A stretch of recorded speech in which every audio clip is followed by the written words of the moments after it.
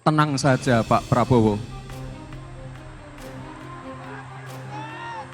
Tenang saja Pak. Saya sudah ada di sini. Adakah dalam seharian paling tidak 5-6 jam Pak Prabowo muncul di publik atau tidak? Mosok 3 kali ikut pilpres kalah, malah sekarang gagal ngedaftar kan repot. Apakah kemudian Pak Prabowo Gibran ini merupakan kelanjutan dari Pak Jokowi? Ya sangat kentara gitu ya. Sekarang sudah ada KIS, ada Kartu Indonesia Pintar, ada PKH. Nanti saya tambahkan lagi.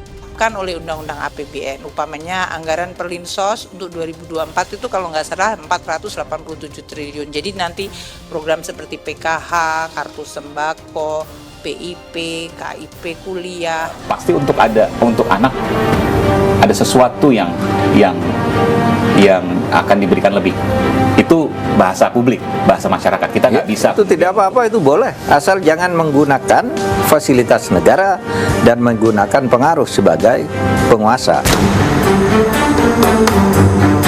Bahkan wajar kalau kemudian publik mengatakan bahwa ini adalah skenario atau plan B dari 3 periode yang gagal. Maka dihadirkan Gibran untuk menjaga itu dan Di lingkungan MK ini, upaya menggandeng putra sulung Pak Jokowi ini bisa gugur di tengah jalan itu. dihadirkan Pak Prabowo yang memang loyalis terbaiknya Pak Jokowi saat ini.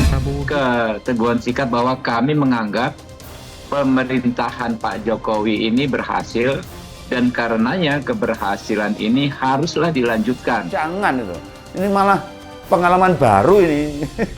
Bisa bikin stres Pak Prabowo, lebih kasihan ini.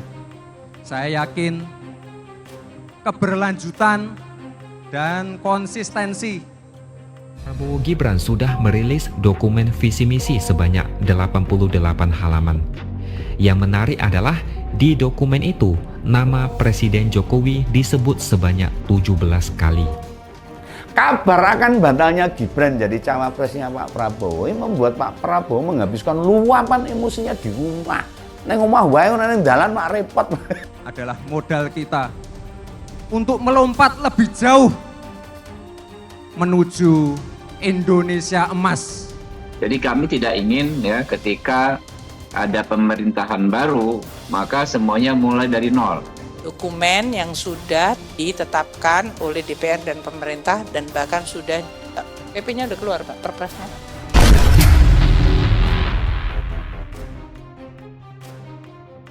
Sebelum Prabowo dan Gibran mendaftarkan diri ke KPU, mereka sempat berkumpul bersama dengan para relawan, pendukung dan petinggi parpol koalisi di Indonesia Arena (GBK). Di saat itu, Gibran memberikan sedikit pidato yang mungkin kalian semua sudah tahu. Dia bilang, "Tenang saja Pak Prabowo, tenang saja, saya sudah ada di sini." Tapi kalau kata netizen yang ganas-ganas itu, mereka bilang itu mungkin Gibran mau meyakinkan Prabowo. Tenang saja, dia ada di sana, bapaknya presiden, pamannya ketua MK, adiknya ketum partai. Jadi tidak usah takut, tidak usah khawatir. Saya sampai pusing baca komentar mereka. Kreatif tapi pedas, kadang menusuk tembus jantung sampai bolong. Selain itu, Gibran ternyata langsung panaskan mesin dan bocorkan program unggulan mereka di hadapan para relawan dan pendukung.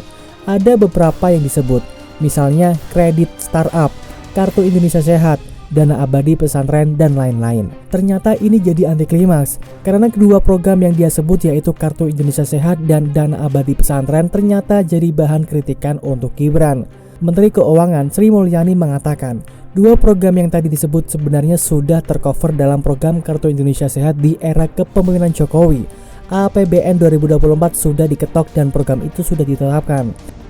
Kita sulit tuh langsung menuduh bahwa kemudian ada konflik of interest Pak Jokowi atau kekuasaan ini kemudian misalnya mengintervensi partai-partai. Sulit kita membuktikannya. Sehingga mencari jalan pintas ya dan menabrak konstitusi, merekayasa konstitusi. Ini yang membuat saya kecewa. Majelis Kehormatan MK Selasa sore memeriksa Ketua MK Anwar Usman atas dugaan pelanggaran kode etik. Sebelum pemeriksaan, sidang diawali dengan agenda pembuktian.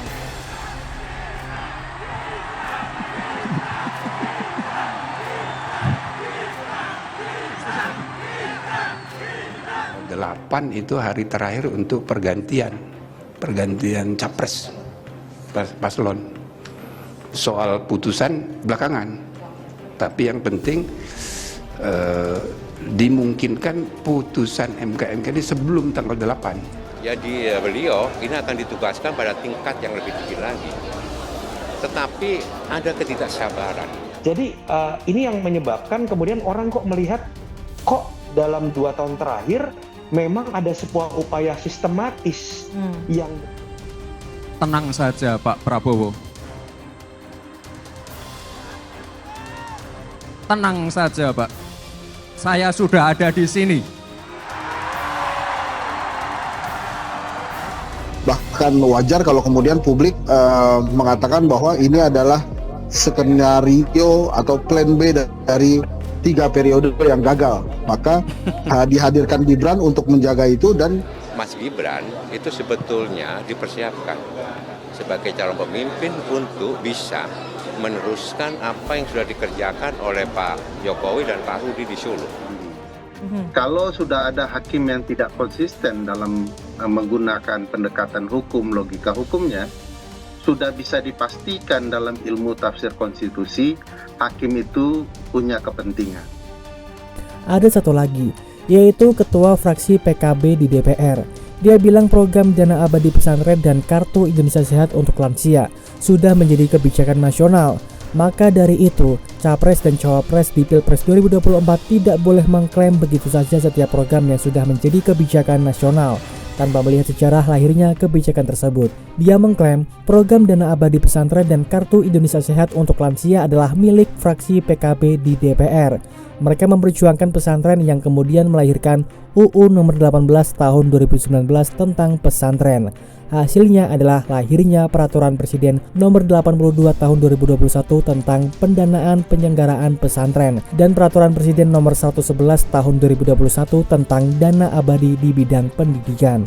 Ini blunder pertama buat Gibran, padahal seharusnya Prabowo dan Gibran langsung menggebrak dengan program-program yang jauh lebih fantastis. Ada satu lagi, Prabowo Gibran sudah merilis dokumen visi misi sebanyak 88 halaman. Yang menarik adalah di dokumen itu, nama Presiden Jokowi disebut sebanyak 17 kali. Ada beberapa kalimat misalnya, Fondasi Indonesia Maju oleh Presiden Joko Widodo dan para pemimpin negara Indonesia. Terus ada lagi kalimat, capain era Presiden Joko Widodo. Nama Jokowi juga muncul saat menyinggung tingkat kepuasan terhadap pemerintah. Tujuannya mungkin supaya masyarakat tidak ragu memilih mereka sebagai representasi dari the next Jokowi. Atau bisa jadi mereka tidak pede dengan program sendiri sehingga harus menumpang nama Jokowi. Ini sebenarnya sudah bisa diprediksi karena Prabowo dari dulu selalu menempel Jokowi kemana-mana. Apalagi Gibran jadi cawapres. Kalau tidak memanfaatkan nama Jokowi ya sayang banget. Tapi intinya kalian sudah bisa melihat secara garis besar bagaimana kapasitas dan kapabilitas Prabowo dan Gibran. Tidak ada yang baru, atau mungkin mereka masih menyimpan program pamungkas, tapi yang kita lihat saat ini biasa saja. Semoga saja ada program hebat yang jadi pembeda. Jangan cuma modal melanjutkan pembangunan Jokowi. Kalau tidak, nanti pas debat bisa dibantai habis-habisan terutama oleh Ganjar dan Mahfud MD. Bahkan bisa dipermalukan oleh Anies yang kalau soal debat dia paling semangat. Bagaimana menurut Anda?